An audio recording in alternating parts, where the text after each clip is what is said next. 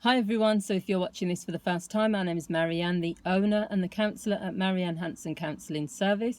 And as you know, throughout this year, I've said that I'm going to be committed to doing book reviews every Monday. So I buy a book, I read it in a week, and then I upload it.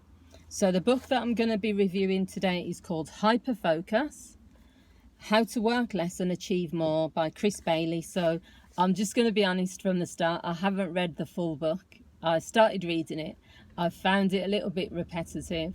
I found that it didn't keep my focus. And the thing is, it's called Hyperfocus, but I didn't feel it was interesting enough for me, so I gave it 7 out of 10. So this is going to be a really quick book review. It's not one of those book reviews that I'm going to go on and on about. So the thickness of the book, as you can see, it's this thick. There are some good things in there. I mean, I've highlighted some things.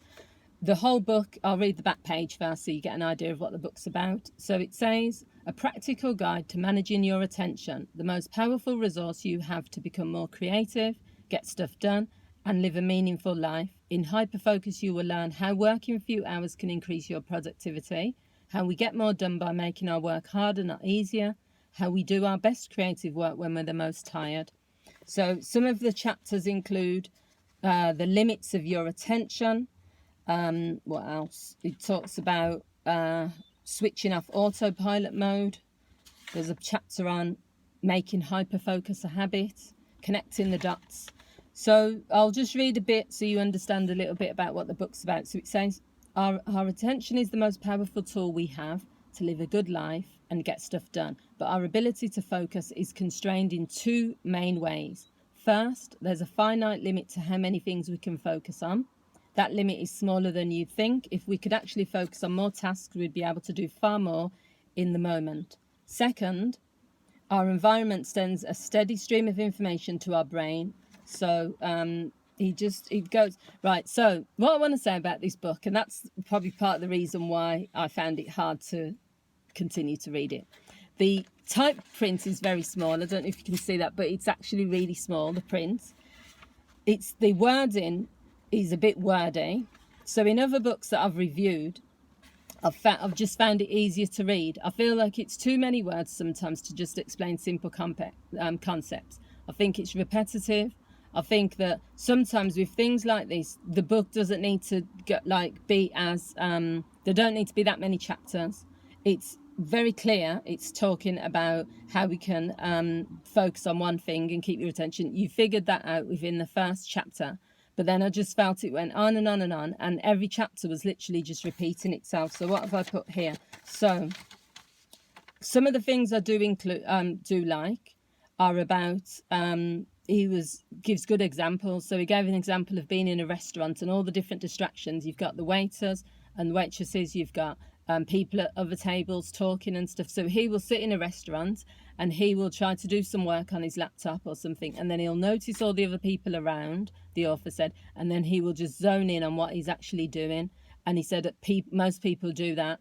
So they'll be chatting away, they'll be on their phones, but when the waiter comes to order their food, they'll stop everything to focus on that. So he talks about that. He talks about not multitasking. So try to minimize the use of your devices. Try to focus on one thing and give that all of your attention. He said you should do an experiment. So over a day or two, pay attention to the number of times you instinctively pull out your phone. How are you feeling and what compels you to reach for your phone? Managing your attention is like choosing what to watch on Netflix. There's so many things you can choose from that you just have to eventually make a choice and a decision. So he talks about the 4 types of tasks that we have. So we have necessary work, that's unattractive work but productive. Unnecessary work, which is unattractive work and unproductive. Distracting work, which gives us stimulation but it's unproductive. Or purposeful work, which is the thing that we're put on the earth to do, and we should most engage in that type of work. He said attention without intention is wasted energy. I'm not saying this book is not good.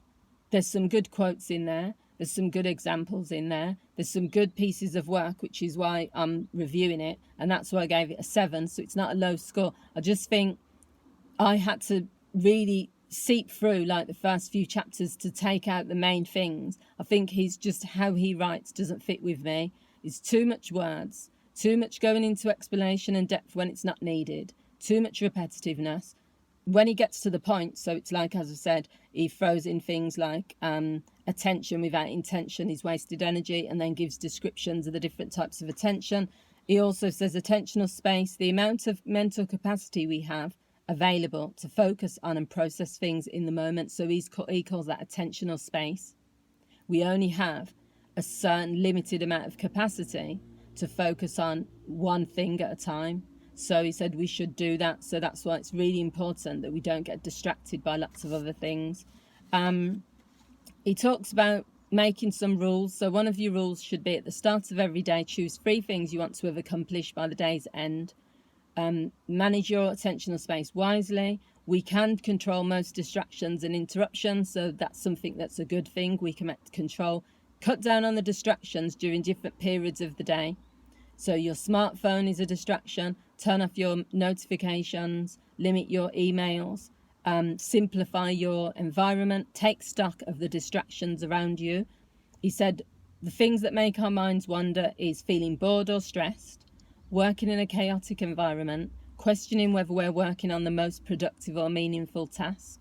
So if you make hyper-focus a habit, then it means those things will not affect you in such a way. So I've put page 127, so it means that must have something in there.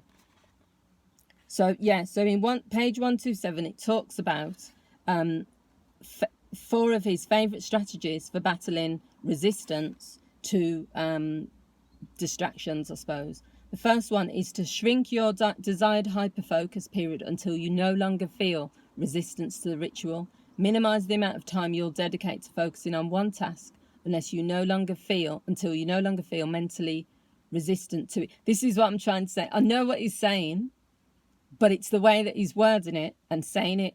It's too much. He's not very good at using his words. This is just my opinion. What he's basically trying to say, to summarize this, is just focus on a task that you're doing until you no longer can do it, until mentally you're exhausted from it. But basically, how he's wording it, minimize the amount of time you'll dedicate to focusing on one task until you no longer feel mentally resistant to it. That probably a lot of people are not going to be able to understand that in a way. Number 2 is notice when you don't have time for something. You always have time. You just spend it on other things. So when you find yourself saying this familiar statement, try doing a task swap. For example, if you don't have the time to catch up with a friend over coffee, ask yourself whether you'll have an equal amount of time to watch the football game or surf Facebook. Number 3 is to continuously practice hyperfocus. Incorporate at least one hyperfocus interval each day. And number 4 is to recharge. Hyperfocus can be oddly energizing. You spend less energy regulating your behavior when you don't have to continuously resist distractions and push yourself to focus on what's important. So if you're someone that is really, certain books, I like the intellectual side of it. I like them to go into lots of detail. I like them to go deep with it. But for me, the things that help me to take away a lot from a book is lots of examples, which I love. There's a book I gave 10 out of 10, which I haven't reviewed it yet, because it just was perfect. Every chapter made sense. There was no repetition. I could have continued to read it for even longer. He was using the stories, it was using examples, it was easy to read. With this book, I just think I haven't got a criticism of the author, because to be fair, he's sold, it says he's an international bestseller, he's done other books. Obviously, people love the book. I don't like his style of writing, and I don't like his style of how he words things. It makes me find it harder to remember what he said, harder to read the book, and that is the reason I didn't finish the book, because it was just, I couldn't, each time I was reading things I was thinking, I'm lost here, it's going a bit too far. But there were some good things in there, so find out for yourself. So it's called Hyperfocus by Chris Bailey, and people with any of these book reviews I'm doing, this is just my opinion on it. And I'd suggest to you, if you're interested in titles, or you something I do and you think, do you know what, I want to look at this book for myself, then go ahead and make that decision. Thanks for watching. Let me know what you guys think, and I'll be back again with book reviews throughout the year, and also on Thursdays my normal counselling topics. Thanks for watching. Bye.